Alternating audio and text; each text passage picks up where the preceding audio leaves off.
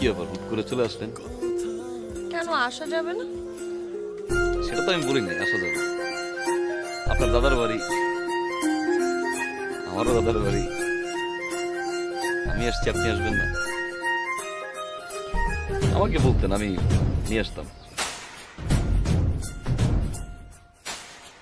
আমি গ্রাম দেখতে আসি, আমি আপনাকে নিতে এসেছি। না মানে আমাকে নিতে আসছেন মানে ঠিক বুঝলাম না। আমার জামাই আমাকে ফেলে এখানে চলে আসছে, আমি আমার জামাইকে নিতে আসছি। সরি, আমার আসলে ভুল হয়ে গেছে।